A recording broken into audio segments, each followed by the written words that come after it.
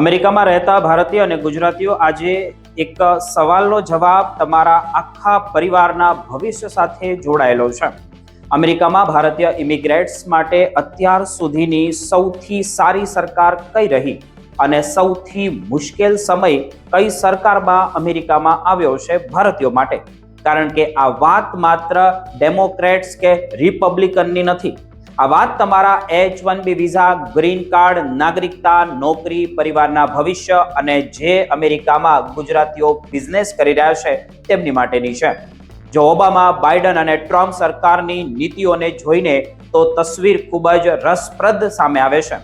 Obama સરકાર દરમિયાન ભારતીય H-1B પ્રોફેશનલ માટે લીગલ ઇમિગ્રેશનનું વાતાવરણ સરખામણીએ જોઈએ તો એકદમ અનુકૂળ રહ્યું છે. H-4 સપોઝ માટે વર્ક ઓથોરાઇઝેશન જેવા પગલાંથી ઘણા ભારતીય પરિવારને ફાયદો થયો અને સ્કિલ્ડ પ્રોફેશનલ્સ માટે અમેરિકામાં લાંબા સમય સુધી કરિયર બનાવવાનો રસ્તો તે ખુલ્લો રહ્યો હતો.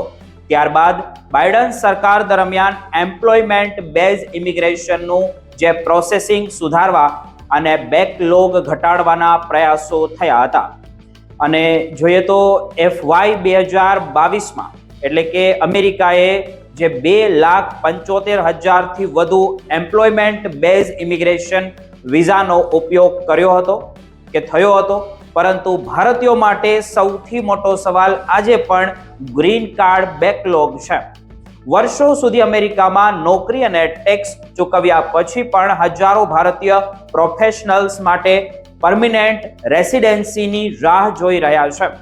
ઓગસ્ટ 2026માં જે ઇન્ડિયન EB-2 કેટેગરી અનઅવેલેબલ થઈ ગઈ છે, જ્યારે EB-1 પણ વર્ષો પાછળ ચાલી રહી છે.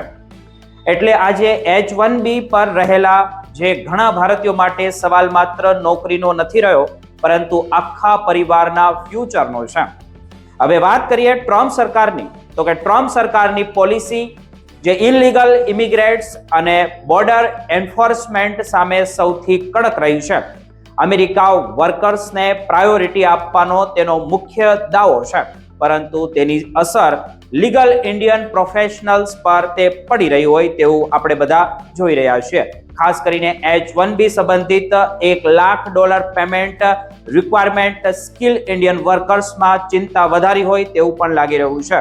અને તે ધ્યાન રાખવું એ જરૂરી બની ગયું છે કે H-1B બેનિફિશિયરીમાં ભારતીયોનો હિસ્સો લગભગ 71% સુધીનો છે.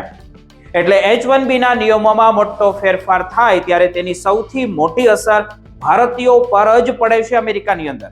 હવે સવાલ તો એ છે કે અમેરિકન સિટીઝન બની ચૂકેલા ઇન્ડિયન અમેરિકન્સ કઈ સરકાર ઈચ્છે છે? 2026ના સર્વે પ્રમાણે આપણે લગભગ જોઈએ તો 46% ઇન્ડિયન અમેરિકન્સ ડેમોક્રેટ્સ તરીકે ઓળખાવે છે અને 19% રિપબ્લિકન અને 29% ઇન્ડિપેન્ડન્ટ છે. એટલે સમુદાય હજુ જે ડેમોક્રેટ્સ તરફ ઝૂકેલો છે, પરંતુ હવે માત્ર ઇમિગ્રેશન જ મુદ્દો નથી રહ્યો.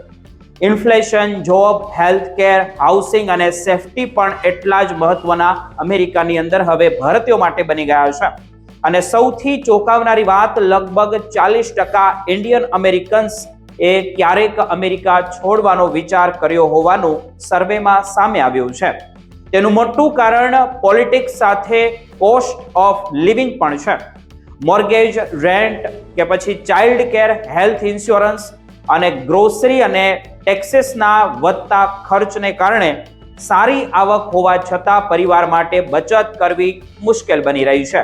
સાથે જ ઘણા ભારતીયોએ વર્ક પ્લેસ અને જાહેર સ્થળોએ જે અનુભવ કર્યો છે, એટલે કે આજે અમેરિકામાં રહેતા ભારતીયો અને ગુજરાતીઓ એવી સરકારને ત્યાં ઈચ્છે છે જે ઇલીગલ ઇમિગ્રેન્ટ્સ સામે કડક હોય, પરંતુ લીગલ ઇમિગ્રેન્ટ્સ માટે રૂલ્સ એકદમ સરળ અને પ્રિડિક્ટેબલ હોય.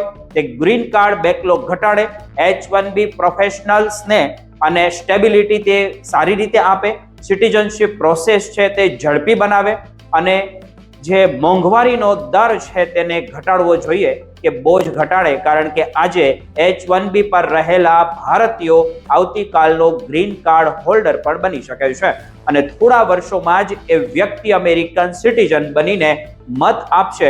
એટલે અમેરિકાની રાજનીતિ, ભારતીયોની તાકાત હવે માત્ર તેમની સંખ્યામાં નથી પરંતુ તેમના મતમાં પણ રહેલી છે.